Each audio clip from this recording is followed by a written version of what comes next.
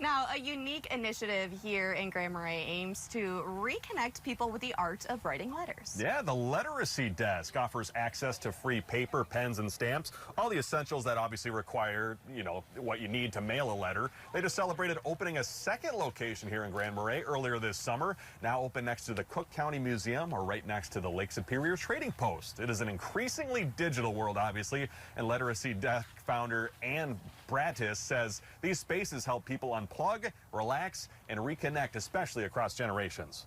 Here, the grandparents are the keepers of knowledge. They know where a stamp goes, and they have this new respect from younger people who don't know where the stamp goes. And it's really cool that they're starting to talk about it.